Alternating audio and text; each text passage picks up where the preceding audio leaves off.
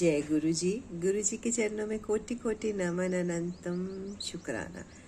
गुरु जी कृपा सत्संग में आपका बहुत बहुत स्वागत है संगत जी। आज है जी दिन मंडे, बहुत ही शुभ दिन और गुरु जी का दिन, हमारे शिव जी का दिन। और आज हम पढ़ रहे हैं जी वायव्य संहिता का अध्याय 24वां।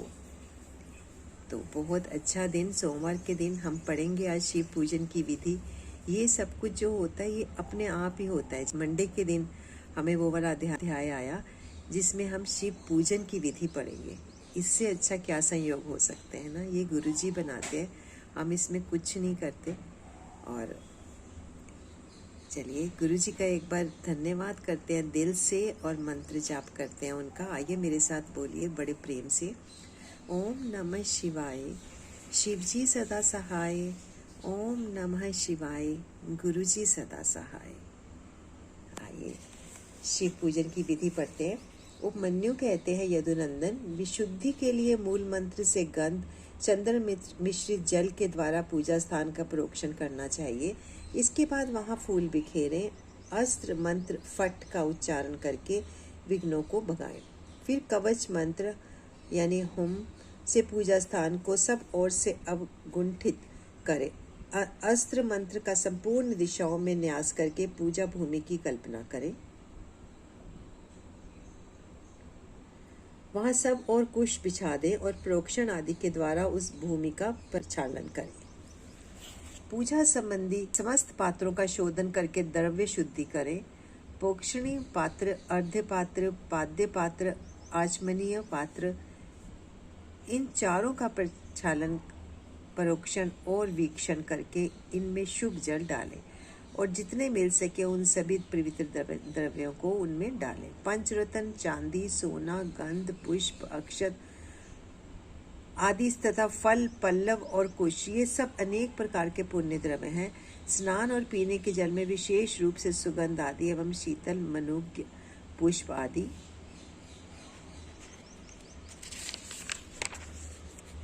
छोड़े। पाद्य पात्र में खश और चंदन छोड़ना चाहिए। आचमनीय पात्र में विशेषतः जायफल, कंकोल, कपूर, सहीजन और तमाल का चूर्ण करके डालना चाहिए। इलायची सभी पात्रों में डालने की वस्तु है। कपूर, चंदन, कुशाग्र भाग, अक्षत, जौ, धान, तिल, घी, सरसों, फूल और भस्म, इन सबको अर्ध पात्र में छोड़ना चाहिए। कुश, फूल, जौ, धान, सहीजन, तमाल और भस्म, इन सब का प्रोक्षणी पात्र में प्रशिक्षण करना चाहिए। प्रत्येक पात्र को बाहर से आवेष्टित करें। तत्पश्चात अस्त्र मंत्र से उसकी रक्षा करके धेनु मुद्रा दिखाएं। पूजा के सभी द्रव्यों का प्रोक्षणी पात्र के जल से मूल मंत्र द्वारा प्रोक्षण करके विधिवत शोधन करें।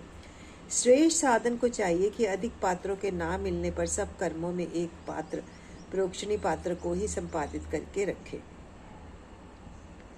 और उसी के जल से सामान्यतः अर्ध आदि दे।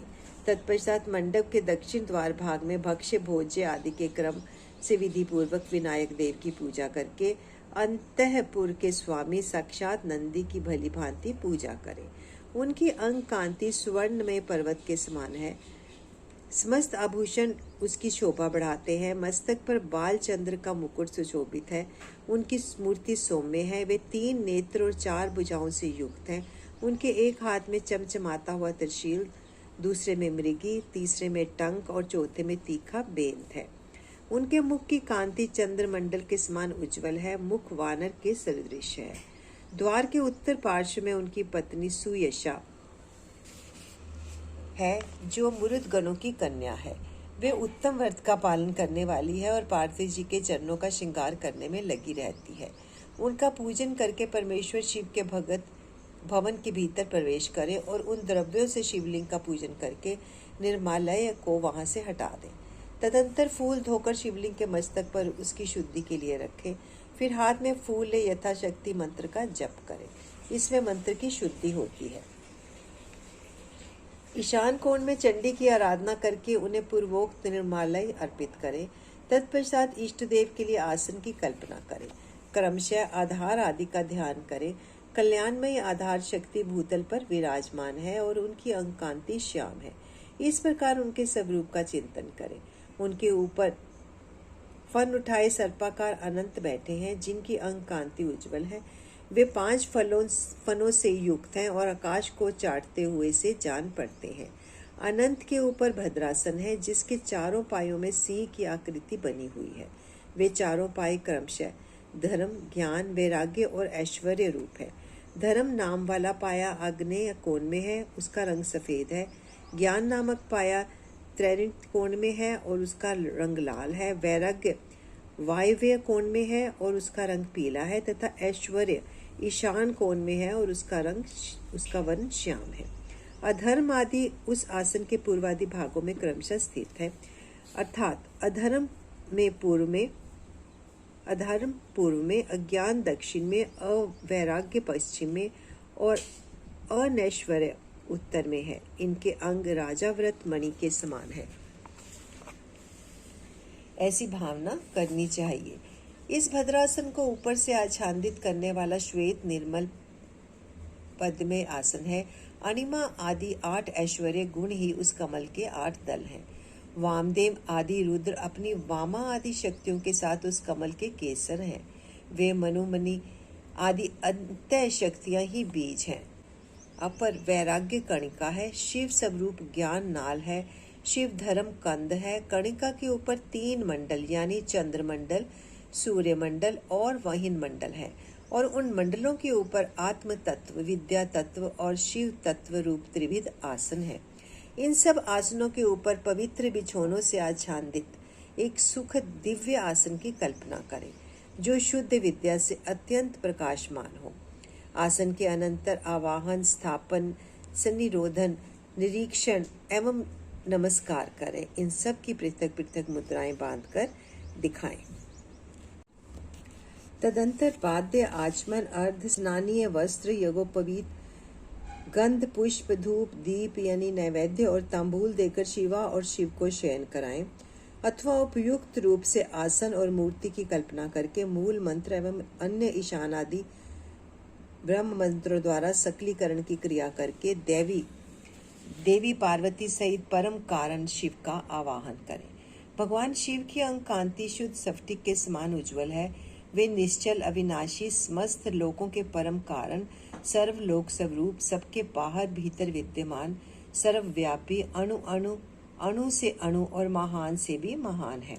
भक्तों को अनायास ही दर्शन देते हैं। सबके ईश्वर एवं अव्यय है। ब्रह्मा, इंद्र, विष्णु तथा रुद्र आदि देवताओं के लिए भी अगोचर है। संपूर्ण वेदों के सार तत्व हैं। विद्वानों के भी दृष्टिपथ में नहीं आते हैं। आदि, मध्य और अंत से रहित है। भव रोग से ग्रस्त प्राणियों के लिए औषध रूप है। शिव तत्व के रूप में विख्यात है और सबका कल्याण करने के लिए जगत में सुस्थिर शिवलिंग के रूप में विद्यमान है। ऐसे भावना करके भक्ति भाव से गंध, धूप, दीप, पुष्प और नैवेद्य इन 5 उपचारों द्वारा उत्तम शिवलिंग का पूजन करें। परमात्मा महेश्वर शिव की लिंगमयी मूर्ति के स्नान काल में जय जयकार आदि शब्द और मंगल पाठ करें। पंचगव्य, घी, दूध, दही, मधु, शर्करा के साथ फल, मूल के सार तत्व से तिल, सरसों, सत्तू के उपटन से, जौ आदि के बीजों से, उत्तम बीजों से, उड़द आदि के चूर्णों से तथा आटा आदि से आलेपन करके गर्म जल से शिवलिंग को नहलाएं।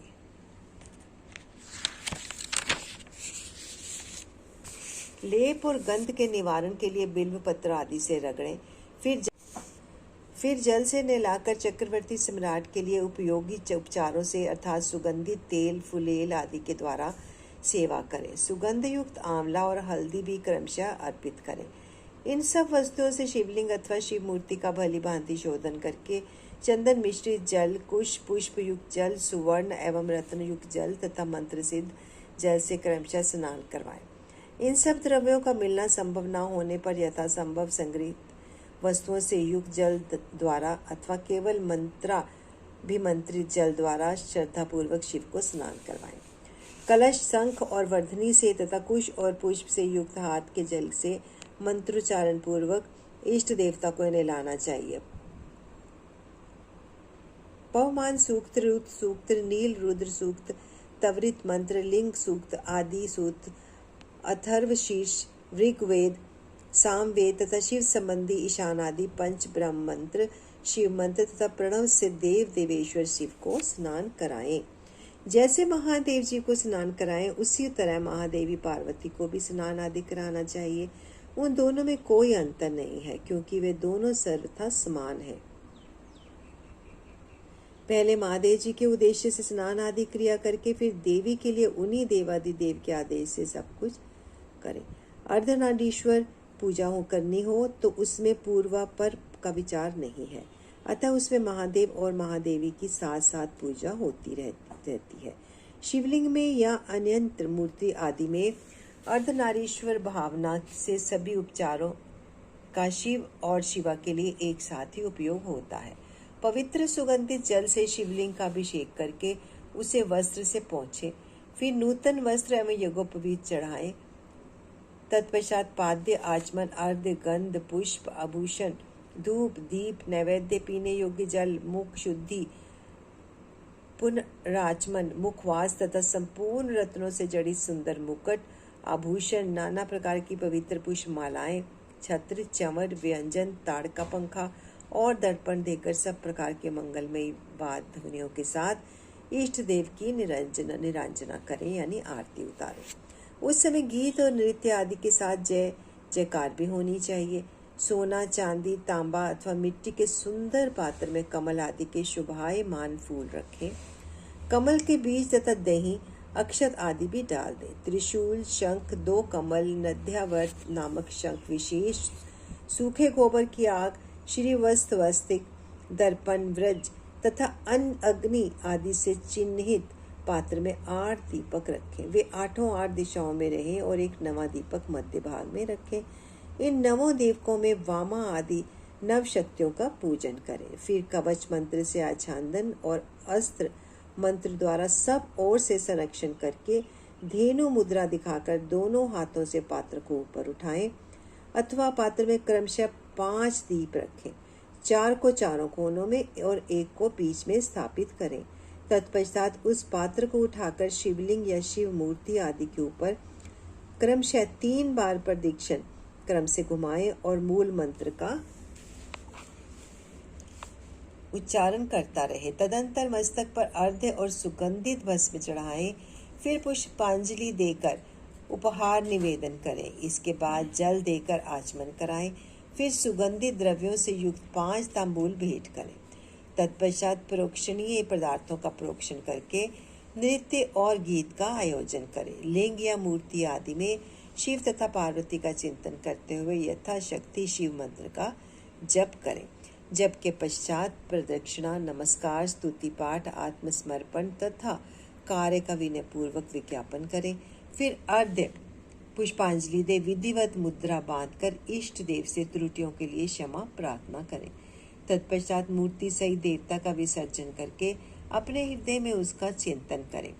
पाद्य से लेकर मुखवास पर्यंत पूजन करना चाहिए अथवा अर्घ्य आदि से पूजन आरंभ करना चाहिए या अधिक संकट की स्थिति में प्रेम पूर्वक केवल फूल मात्र चढ़ा देना चाहिए। प्रेम पूर्वक फूल मात्र चढ़ा देने से ही परम धर्म का संपादन हो जाता है। जब तक प्राण रहे शिव का पूजन किए बिना भोजन ना करें। अध्याय 24 की संगत जी समाप्ति। संगत जी पाठ को यहीं पर विराम देते हैं। गुरु जी से आज्ञा लेते हैं एक बार। आइए सब मिल के प्रेम पूर्वक बोलते हैं। ओम नमः शिवाय, शिव जी सदा सहाय। ओम नमः शिवाय, गुरु जी सदा सहाय। जय गुरु जी। शुक्राना गुरु जी, अनंतम कोटि कोटि शुक्राना गुरु जी, कोटि कोटि शुक्राना। Thank you Guru ji, thank you so much गुरु जी। जय गुरु जी, जय गुरु।